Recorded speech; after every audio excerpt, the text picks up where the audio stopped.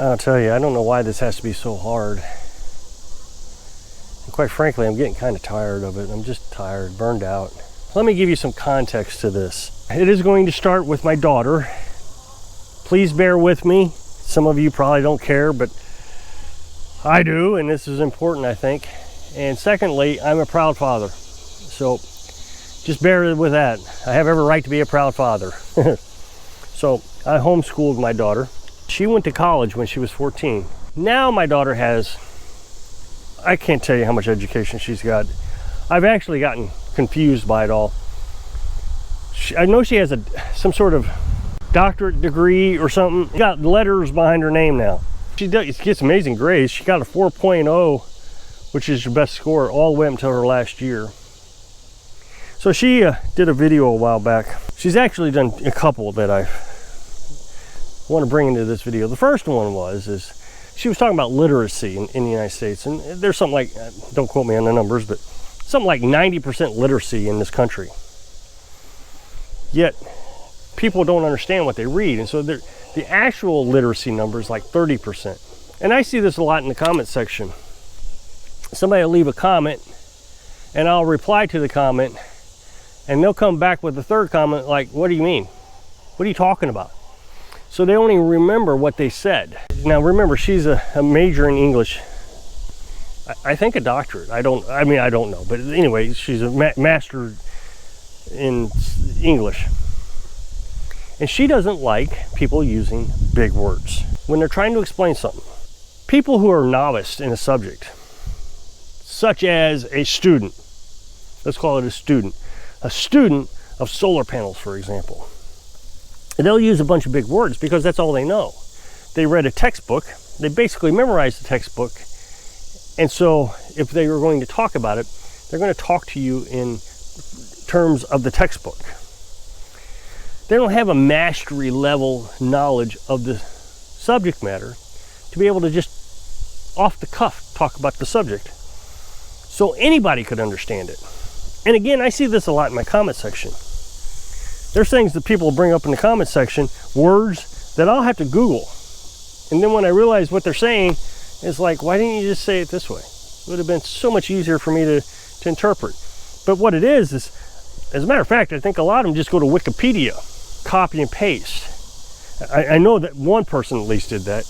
Now, I think in the comment section, people do it to show their narcissism. Oh, look at this YouTube guy. He thinks he knows everything. Let me show him a thing or two. So they go to Wikipedia, they copy paste and have all these big words. But I do think that there are YouTubers out there that use big words because they don't have a mastery skill level of the subject. I don't think they're being narcissists. I think they're just trying to teach people.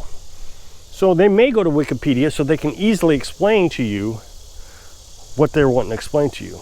So like on solar panels, I used to get this in the comment section a lot. Anytime I talked about DC electric or electric in general, but DC because that's what I know so well. Anytime I say anything about amps or watts, I usually don't say amp hours, watt hours.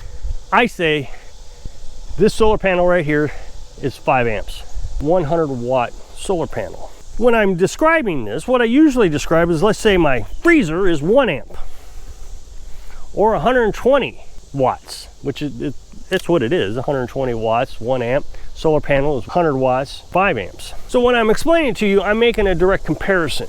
I want you to understand that if you want to run your freezer, the solar panel has got enough amps, but it doesn't have enough watts. So you're gonna have to get 2 solar panels to make that work. But that ain't right, Rob. You're wrong, it's amp hours. And that's true, it is, but you don't need to know that information. I'm trying to explain it to you so you can actually go and get yourself 2 solar panels on a freezer and run the dang thing. Technically, it's amp hours. My freezer uses 1 amp in an hour's runtime. Well, if you think about freezing, this is why I use this example. A freezer doesn't run a full hour. So every hour it does run, it uses 1 amp. Same with watts. For every hour it runs, it uses 120 watts. So technically, 1 solar panel could run it, technically, because that solar panel does make more than 120 watts in the amount of time the freezer's running. but that's irrelevant. There's a lot of information there that needs to be explained. What about nighttime? What about cloudy days? Battery storage. The problem with having this novice communication where you're using big words all the time, amp hours, the student is not allowed to deviate from what the teacher has told you. Amp hours, you got to know amp hours. You got to know watt hours. When there is very simple explanations to all this that doesn't have to confuse the subject. And I see YouTubers just making this so overly complicated. And then people come over to my channel, and I'm not bragging, I'm really not. I put this thing together, and I learned as I went. I didn't listen to the novice. I didn't listen to the experts. I grabbed myself a meter, a little light meter. I didn't even have a real meter that read numbers. I hooked a positive wire up to a positive connection and a negative wire up to a negative connection, and voila, I had solar panels running something. And so over the last several months now, I've been explaining to you the solar panels, because I just moved them up here. I bought myself a new charge controller, and I've made these things more efficient. Even though I had plenty of solar panels, I wasn't getting enough electricity out of them because my charge controller was only allowing so much electricity to go through, so I had to buy a second one. Now I have, instead of 25 amps going through one charge controller, I've got 50 amps going through two of them, so 25 each. See, I didn't need to talk about amp hours. I didn't need to make this more complicated, and how many hours of runtime the solar panel. I didn't need all of that. I think I was able to explain it to you quite easily that one charge controller has 25 amps going through it. The other charge controller has 25 amps going through it. So now I'm charging my batteries with 50 amps. Perfect. Then we talk about and how we figure watts. And then everybody goes in these long explanations about amp hours and watt hours and all this. The solution is very simple. You can write it down. Volts times amps equals watts. And it seems like every time I say that, somebody's like, oh, wow, you just answered my questions. So if you look at the tag on your freezer, it'll say 1 amp. Well, that doesn't give you enough information to figure out how many watts it is. It only gives you one of a two-part equation. But you got to know that your house is 120. It's a 120 volt house or 110 volt house. So you take that 110 that your house is producing, you have to know that, plus the 1 amp. So that means your freezer is running 110 watts or 120 watts, whatever it is, based on your voltage in your house. Now, when we're talking about watts, again, it's important to know what you need. If I said the freezer uses 120 watts and I got a 1,000 watt inverter, is that enough electricity? Well, yeah, that's more than enough electricity. So, but somebody's going to say, but you're not thinking about startup. A freezer will use more watts on startup, that instant little thing. So you got to take that into consideration. Yeah, you got to take it into consideration. And that's just the nuances of electric. That doesn't mean you can't install a solar panel system. That's a nuance. But there is a spike in electricity usage on startup. And all you really got to do is get yourself what they call a kilowatt meter. I think it's K-I-L-L-O watt meter. You can buy those off Amazon. And you can look for the startup. It'll show you right on the thing that here's how many watts it used on startup. So the other day I was discussing these solar panels and why I don't hang them up on a frame, keep them off the ground. And the reason, one of the two reasons is it stays cooler on the ground. It looks junky, although I've had two people tell me it looks very professional. Now they know why I do it, of course, I would think. That's why they think it looks professional. But it does look junky. He's laying there in the yard. But I don't care what it looks like. I only care about how it functions. Again, let's not overcomplicate everything. But solar panels will start to lose efficiency when the temperature goes up. Now, again, in the comment section, they'll go through the mathematical equation of what it is and how it works, and I didn't explain it correctly. You got to explain it like the textbook. Well, I don't have to explain it like the textbook. When it gets over 78 degrees, which was the temperature they're manufactured at, the voltage starts to drop on your solar panels. Do you really need to know the mathematical equation? No, you just need to know they need to stay as cool as possible. You can't really control the temperature. You can't really control the voltage. So why try? Just know that when it gets hot, you're going to lose electricity. So you're going to want to overcompensate for that.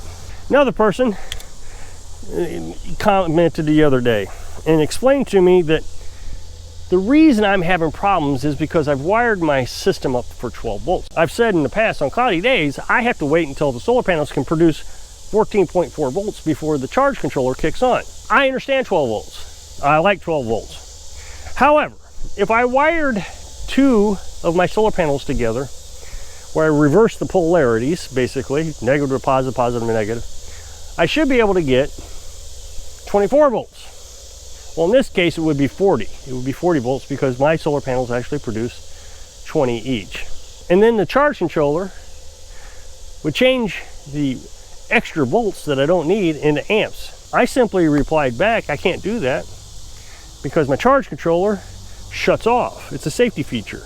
They don't want you reversing polarities on your solar panels or your batteries or anything, because if you don't have a fuse, it could catch fire. So it's a safety function of my charge controller. Now, here's my thinking. I have like the cheapest charge controller you can buy, and it has this safety feature in it.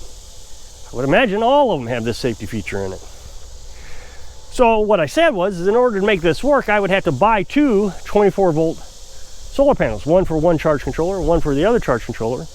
The 24 volt solar panel would override the 12 volt, so I would be getting 24 volts into the charge controller. So I would reach 14.4 volts much sooner with a 24 volt solar panel. Well, they didn't reply back. And the reason they didn't reply back is they didn't have an explanation to this. They've heard this their entire lives. They've seen it on Wikipedia. I bet even YouTubers have explained that you can do this, make 24 volts out of a 12 volt panel, or out of a 12 volt panel. I get it all the time. But when you actually put the rubber to the road and you actually try to do it, you can't do it. So that's a novice trying to explain something to somebody who's already tried it. Now, I'm not calling myself a master, but if my daughter was talking about it, she would say, you have a mastery knowledge of your solar panels and you're not trying to overcomplicate it. All you have to do, in my case, is buy 2 new panels. You know, people telling you gotta have fuses in your system, gotta have fuses. Well, I don't have to have fuses because I got charge controllers that default to a safety mechanism if you wire it wrong. I like that feature. Less risk of fire, less risk of me doing something stupid. So the other day I was talking about how if there's a hailstorm, I flip these over, I stack them up, and I put some of this metal on top of them along with a concrete block here. And I do this every time it hails. So if I had these things up on a frame, I wouldn't be able to flip these over, turn them upside down, cover them up. Well, somebody asked, and I understand why this person asked. How hard is it to plug into these things in and unplug them? Well, I don't even have plugs in mine anymore. I could clip those off. I showed you that a while back. I think I still got one laying up here that I dropped and haven't picked up yet. Yeah, it's right here. These things, in my mind, are junk. They corrode. So this is the clip. There's a male and a female connection here. Those are junk. So I click them off and I just wire it and tape it like this right here. So I don't have to unplug anything. The thing is I've heard people talk about these clips and they use terms that when you Google actually references batteries, not the clips. So sometimes they use these big words and these big terminologies and they're not even sure what it is that it's referencing. It's real simple to figure this out, and I'm not being sarcastic. Life doesn't have to be hard. KISS, keep it simple, stupid. So I just flip it over. Now this panel is not producing any amps or any watts. It has completely shut off. I covered up with a piece of metal, put a concrete block on top of it, and it's safe from the hail. In order to turn it back on, you lift it back up. Now my charge controller will not let it ramp up very fast. It's another safety feature. That's all there was to it. This doesn't have to be complicated.